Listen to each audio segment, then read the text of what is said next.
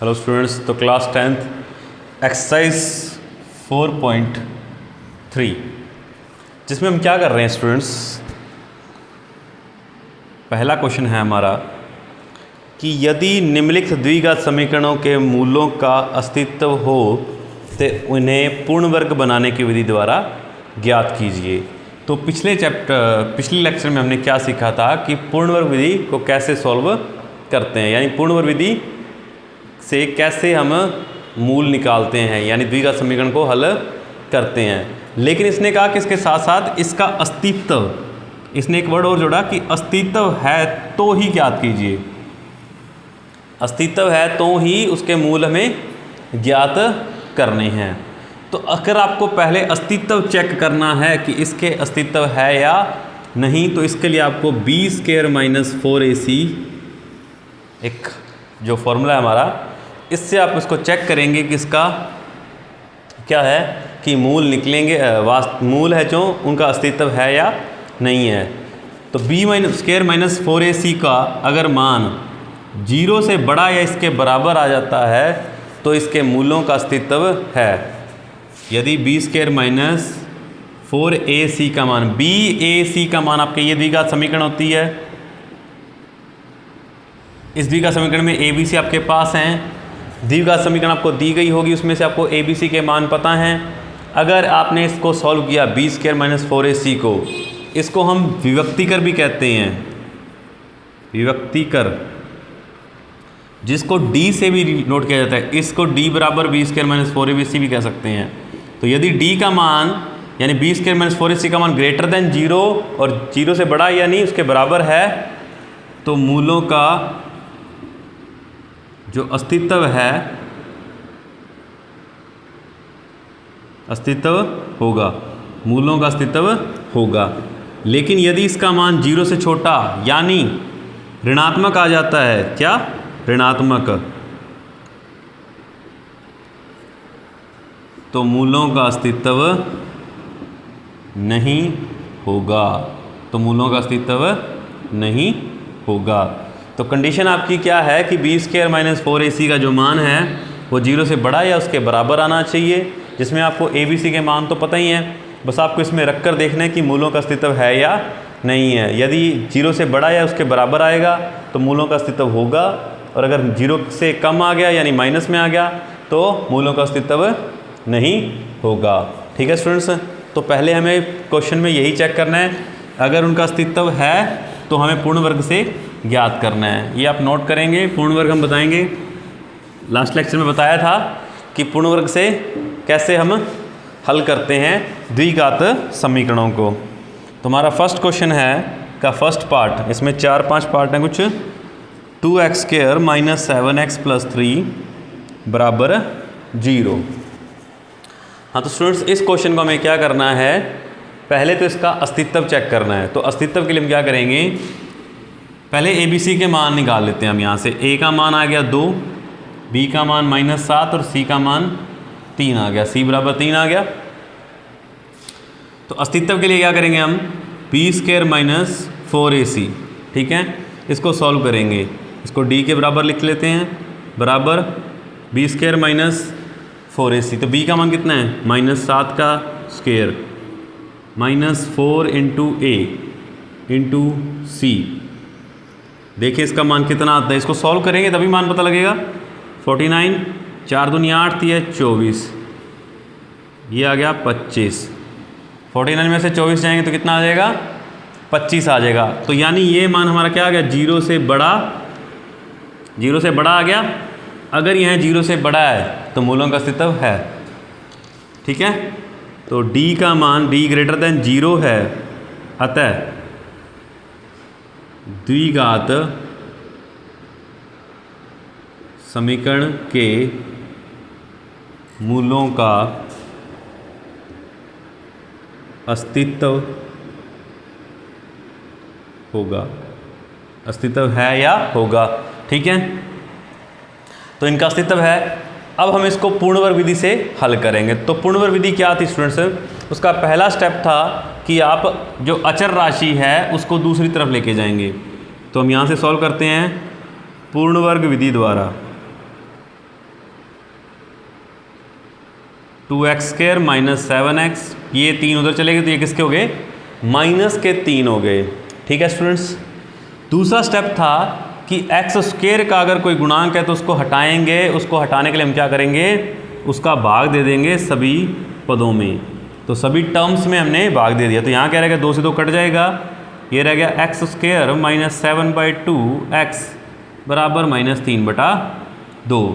फिर हमने कहा इसका जो तीसरा स्टेप था, तीसरा स्टेप ये था कि x का जो गुणांक है, x का गुणांक उसको 1/2 से गुणा करना है। तो यानी माइनस के 7/2, माइनस का कोई साइन में आपको इम्पोर्टेंट नहीं है, ठीक है, इसको 1/2 से गुणा करेंगे, लेकिन साथ में लेके जाना चलते हो तो ले लो, इसको कोई प्रॉब्लम नहीं है। तो ये कितना हो गया, माइनस के 7/4। इस माइनस के 7/4 का क्या करना है, हमें वर्ग करके दोनों पक्षों में जोड़ देना है। तो x² minus 7/2 x plus 7/4 minus का होल स्क्वायर बराबर माइनस 3/2, इसके ऊपर तो कोई ब्रैकेट नहीं है, प्लस माइनस 7/4 का वर्ग। यही कहा था हमने कि x के गुणांक का 1/2 से गुणा करके, इसको दूसरी वर्डों में समझें तो हम कहेंगे कि x के गुणांक का आधा करके या 1/2 से गुणा करके क्या करेंगे, जो अंक आएगा आपके पास, जो संख्या आएगी, उस संख्या का क्या करेंगे, हम वर्ग करके दोनों पक्षों में जोड़ देंगे। ठीक है, तो इस चीज़ को आप लिखने की जरूरत नहीं है कि हम माइनस 7/4 को वर्ग करके जोड़ रहे हैं। ये आप लिखना चाहो तो लिख सकते हैं, नहीं तो आप छोड़ भी सकते हैं, डायरेक्ट कर सकते हैं। अब मैंने कहा था कि यहाँ पर ही आपका बनेगा a माइनस बी का होल स्क्वायर या a प्लस बी का होल स्क्वायर, इन दोनों में से कोई एक बनेगा।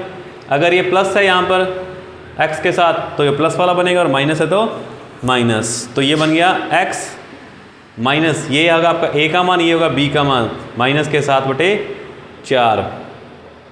ठीक है, चाहे आप डायरेक्ट समझ लें कि ये दोनों मान लेने हैं आपने, बस ये a और ये b। तो ये a प्लस का है, ठीक है, x है, और ये माइनस के 7/4, तो इन दोनों से आप समझ सकते हैं।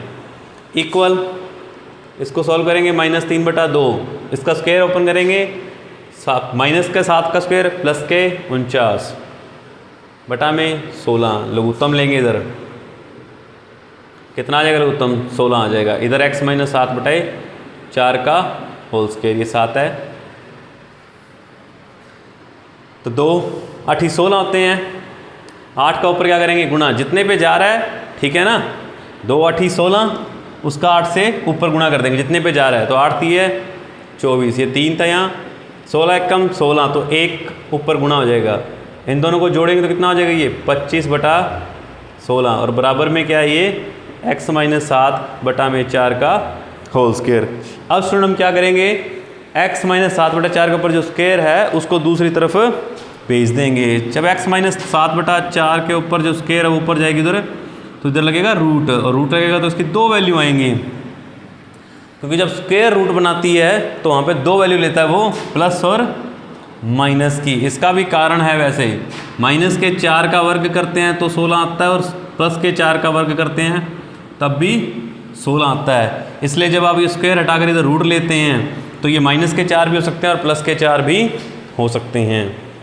जब दोनों का रूट आप इसमें अलग अलग कर सकते हैं, ये आपने 9th क्लास में कंसेप्ट पढ़ा होगा कि यदि 2 संख्याओं के ऊपर रूट है और वो भाग में है तो उन पे रूट अलग हो जाता है, a पर भी अलग और b पर भी अलग। ठीक है, तो 25 का रूट 5 होता है और 16 का रूट 4 होता है। इसको एक बार माइनस में और एक बार प्लस में लिखेंगे। इसका प्लस और माइनस का मतलब कि एक बार इसको प्लस में और एक बार इसको माइनस में, दोनों को अलग अलग लिया। ये माइनस के 7/4 उधर जाके किसके हो जाएंगे, प्लस के 7। दोनों का लघुत्तम सेम है, हर समान है तो डायरेक्ट जुड़ जाते हैं। ये उधर जाएंगे तो 7/4 माइनस 5/4। यदि हर समान होता है तो ऊपर वाले डायरेक्ट जुड़ते हैं या घटते हैं। तो 7 और 5 12/4 3, हर समान है, 7 माइनस 5 2, 1/2। तो x का मान है, एक तो आ गया 1/2 और एक आ गया 3, तो ये क्या आ गया, इसके मूल आ गए। x का मान यानी इसके मूल, इसको शून्यक भी कह सकते हैं, लेकिन शून्यक इसको सेकंड चैप्टर के अकॉर्डिंग कहा जाता है। ठीक है, और शून्यक में आपके पास वो गुणनखंड विधि से ही पूछेगा, ठीक है। मूलों को भी आप कर सकते हैं गुणनखंड विधि से अगर वो हो रहे हैं, लेकिन अगर आपको पर्टिकुलर कहा जाता है कि आपको पूर्णवर्ग विधि से ही इसको हल करना है, तो ये हमारी पूर्णवर्ग विधि है जिसको आप ध्यान रखेंगे कि कौन कौन से स्टेप को आपको फॉलो करना है, तो क्वेश्चन आपका अपने आप स्मूथली हो जाएगा। फर्स्ट का सेकंड क्वेश्चन यानी सेकंड पार्ट, 2x² + x - 4 = 0। तो इसको भी पहले अस्तित्व चेक करना है। तो ax² जो द्विघात समीकरण की मानक समीकरण होती है, इसके आधार पर हम a b c के मान जो हैं उनको लिखेंगे। x² के साथ a का मान है तो a का बराबर 2 हो गया, x के साथ b का मान है, x के साथ यहाँ कुछ नहीं है, मतलब 1 तो सभी जगह होता है। c का मान ये बिना अकेला है तो ये हो गया c का मान -4, ये b का मान है। अब हमें इसका अस्तित्व चेक करना है, तो अस्तित्व चेक करने के लिए हमें d = b² - 4ac को सॉल्व करना होगा, जिसका मतलब b विभक्तिकर है।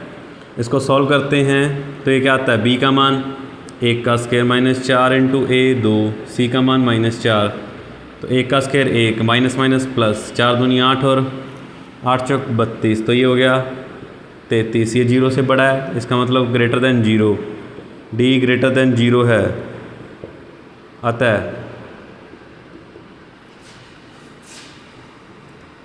द्विघात समीकरण के मूलों का अस्तित्व है। तो इसका अस्तित्व है तो इसको पूर्णवर्ग विधि से करेंगे। पूर्णवर्ग विधि द्वारा क्या करते हैं, सबसे पहले जो अचर राशि है उसको दूसरी तरफ भेजते हैं। तो 2x² + x = 4, माइनस के 4 थे, दूसरी तरफ जाके प्लस के 4 हो गए। दूसरा स्टेप, x² का जो गुणांक है उसका भाग देंगे, तो x² के गुणांक का भाग देंगे तो यहाँ से हट जाएगा, इधर भाग देंगे तो इधर 4 में 2 का भाग देंगे तो ये 2 रह जाएगा। सभी जगह 2 का भाग दे दिया। जो भी गुणांक होगा, अगर नहीं है तो बहुत अच्छी बात है, अगर है तो उसका भाग देंगे। उसके बाद x का जो गुणांक है 1/2 है, इसको 1/2 से ही गुणा करना है, और जो आएगा यानी 1/4 आ गया, गुणा करने पर 1/4 का वर्ग करके दोनों पक्षों में जोड़ देंगे। ठीक है, कर दिया। अब यहाँ पर आपका सीधा ये a + b का होल स्क्वायर बन जाएगा। a ये रहा b, तो x प्लस, यहाँ प्लस है तो प्लस, ठीक है। 2 1/4 का स्क्वायर 1/16, x + 1/, ये हो जाएगा। लघुत्तम लेंगे इसमें, ये इनको ट्रिक होती है, यहाँ पे देखो ट्रिक का यूज़ करो। जब यहाँ पे कोई आधार नहीं, इसका 1 है, इसके भाग में क्या है, हर में 1 है ना, तो इसको सीधा आप करेंगे 16 दूना 32, इसका इससे गुणा और ये जोड़ देंगे, 16 दूना 32 और 1 33। इसका मतलब आपका ये भिन्न भी होता है, ये मिश्रित भिन्न होती है ना। 2 + 1/16 का मतलब है 2 सही 1/16 है। तो जैसे इसको आप सॉल्व करते हो वैसे इसको सॉल्व करेंगे हम, ठीक है ना। ये ट्रिक को ध्यान रखें थोड़ा। अगर स्क्वायर हटाएंगे तो इधर रूट आएगा जो प्लस माइनस की 2 वैल्यू देगा। अब हमें पता है कि रूट यहाँ पे अलग अलग हो जाता है, तो प्लस माइनस 33 के ऊपर रूट अलग, भाग में रूट अलग अलग होगा, और 16 के ऊपर रूट करेंगे तो 4। 33 का रूट हमें पता नहीं है, x प्लस निकाल सकते हैं लेकिन हमें ज़रूरत नहीं है उसकी। अब एक बार इसको प्लस में और एक बार इसको माइनस में, तो x + 1/4 बराबर √33/4 और x + 1/4 बराबर -√33/4। इसको उधर ले जाएंगे तो √33 - 1 हर समान है, इसको उधर ले जाएंगे -√33 - 1/4। तो यहाँ पे x के आपके 2 मान आ गए, ठीक है। तो यही क्या है, इस द्विघात समीकरण के मूल होंगे। फर्स्ट का थर्ड पार्ट, तो फिर से स्टूडेंट्स इसका 4x² + 4√3x + 3। Fourth part 2x² + x + 4 = 0, ठीक है। तो पहले तो इनका अस्तित्व चेक करेंगे। अस्तित्व के लिए हमें a b c के मान चाहिए। a का मान 4, b का 4√3 और c का 3 आ गया। तो अब हम d बराबर b² - 4ac को सॉल्व करेंगे। तो क्या आएगा, बी का मान 4√3 का होल स्क्वायर माइनस 4 इंटू ए इंटू सी। ज़रा इसको सॉल्व करने का देखते हैं। स्क्वायर का मतलब क्या है, इसको इसी से गुणा करना। तो 4 को 4 से किया 16, √3 को 3 से किया 3, 16 3 48। जिनको ये गुणा ना स्क्वायर करना ना आए वो ध्यान रखें, इस टाइप से कर सकते हैं। स्क्वायर मतलब 2 बार गुणा करना उनको सेम को। 4 चौक 16 3 48, ये बराबर आ गया 0। तो ये 0 के बराबर आ गया, ठीक है। इसको यहाँ लिख रहे हैं जितने d बराबर 0। जैसे पिछले क्वेश्चन में हमने कहा था कि d पहले क्या था ना, ग्रेटर देन 0 या 0 के बराबर आना चाहिए।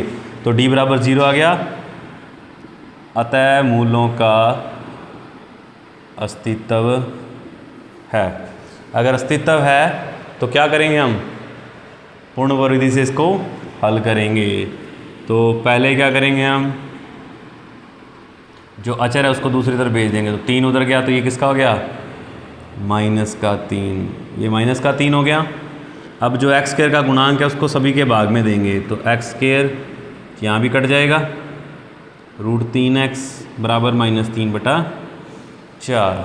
फिर x के गुणांक का आधा, x के गुणांक यानी √3, इसका आधा यानी 1/2 से गुणा करना समझ लो, चाहे आधा कर लो, 2 से भाग दे दो। इसका हम क्या करेंगे, वर्ग करके दोनों पक्षों में जोड़ देंगे, बराबर -3/4 √3/2 का स्क्वायर। यहाँ ये रहा a और ये हो गया b हो जाएगा। तो यहाँ पे क्या आ जाएगा, ये यही करना पड़ेगा इसको, x प्लस √3/2 का होल स्क्वायर। ये a प्लस b का होल स्क्वायर बन गया है, ठीक है, बराबर -3/4। यहाँ इसका स्क्वायर करेंगे तो कितना आ जाएगा, ये रूट का स्क्वायर हट जाता है। रूट जब किसी भी रूट वाली वैल्यू का स्क्वायर करते हैं तो रूट उसका हट जाता है। 2 का स्क्वायर 4, ये आपस में कट गए, यानी यहाँ 0 आ गया। x प्लस √3/2, स्क्वायर हटाएंगे तो रूट के ऊपर 0 लगने पर कोई फ़र्क नहीं पड़ता। लेकिन यहाँ पर दोनों मान, जब ये 0 आ गया, स्क्वायर है, यहाँ पे ये द्विघात समीकरण है तो इसके 2 मान आएंगे और वो दोनों एक ही मान है, यानी -√3/2 तो दोनों मान आपके समान ही होंगे। x का मान -√3/2 और -√3/2। जब ये द्विघात समीकरण है, द्विघात समीकरण में जितनी पावर होती है, यानी किसी भी समीकरण में जितनी पावर होती हैं उतने ही आपके x के मान आते हैं। तो पावर 2 है तो x के 2 ही मान आएंगे, ठीक है ना। तो यहाँ पर x के ये 2 मान आ गए। अगर आप इसको अलग तरीके से करना चाहते हो, थोड़ा भी आपको क्लियरिफाई नहीं हो रहा है कि इसके 2 मान कैसे हैं, तो हम इसको ऐसे कर सकते हैं। यहाँ पर ये 0 आ गया, ये स्क्वायर है तो इसको हम 2 बार लिख सकते हैं। अब सेकंड चैप्टर में हमने क्या किया था, गुणनखंड में जब हमने शून्य निकाले थे, दोनों जब 0 के बराबर हैं तो दोनों को अलग अलग 0 के बराबर रख लेंगे। इसको भी 0 के बराबर और इसको भी 0 के बराबर। तो वहाँ भी हमारे 2 मान आए थे, ये उधर जाके आया, सेम मान आते थे ना बार बार वहाँ पे, -√3/2। तो इस तरह से हमारे x के 2 मान आ जाएंगे, दोनों समान हैं। इस कंडीशन को हम कहते हैं कि मूलों के जो मान हैं वो क्या हैं, बराबर हैं, यानी समान हैं। दोनों मूलों के मान क्या हैं, समान होंगे, ठीक है ना। जब सेम है तो क्या कहेंगे, दोनों मूलों के मान समान हैं, ठीक है स्टूडेंट्स।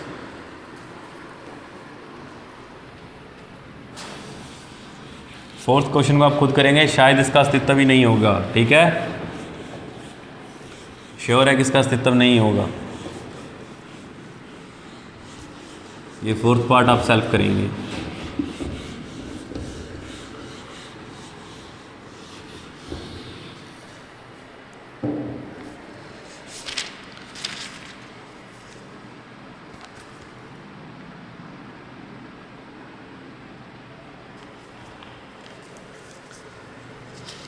दूसरा क्वेश्चन ये है कि जो फर्स्ट क्वेश्चन में आपको क्वेश्चन दिए गए हैं, दूसरा क्वेश्चन ये है कि फर्स्ट क्वेश्चन में जो आपको क्वेश्चन दिए गए हैं उनको द्विघात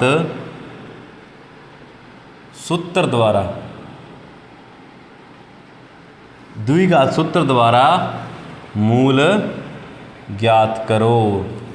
तो द्विघात सूत्र क्या है स्टूडेंट्स, द्विघात सूत्र से हम मूल क्या करें, हमने पूर्ण वर्ग विधि से भी इसके मूल निकाले हैं, गुणनखंड विधि से भी इसके मूल निकाले हैं। 4.2 में हमने गुणनखंड विधि द्वारा इसके द्विघात समीकरण के मूल निकाले थे। 4.3 में हमने पहले देखा कि पूर्ण वर्ग विधि द्वारा जो है हम द्विघात समीकरण के मूल निकाल रहे हैं। अब ये कहता कि द्विघात सूत्र के द्वारा अब इसके मूल ज्ञात कीजिए। तो द्विघात सूत्र क्या है, ax² plus bx plus c बराबर 0 जो है ये द्विघात समीकरण है। तो द्विघात सूत्र है x बराबर, x मतलब यहाँ पर जो चर राशि होगी वही, ऐसा नहीं है कि यहाँ पे x² ना हो। यहाँ पर मान लो कि यहाँ मैंने लिख दिया z² plus bz plus c बराबर 0 है, तो आपको यहाँ भी x है ना, यहाँ फिर z बराबर होगा, ठीक है ना, क्योंकि फिर z के मान आएंगे। यहाँ x है तो x के मान आ रहा है। x बराबर minus b plus minus root b² minus 4ac upon 2a। तो ये हमारा क्या है, द्विघात सूत्र है। इस सूत्र को हम एक और नाम देते हैं श्रीधर आचार्य सूत्र भी, श्रीधर आचार्य सूत्र भी कहते हैं। इसी ने बनाया था इसलिए इसके नाम पर रख दिया श्रीधर आचार्य सूत्र, लेकिन आप इसको एक ही नाम से याद रख लें, चाहे द्विघात सूत्र। तो ये आपका द्विघात सूत्र है जिससे आपको क्या निकालने हैं, मूल निकालने हैं। बस बहुत सिंपल है ये तो, बस ABC का मान पता लग जाना चाहिए और सीधा इसमें रख देना चाहिए और आपका आंसर आपके सामने। जैसे कि अभी हम एक क्वेश्चन को करने जा रहे हैं।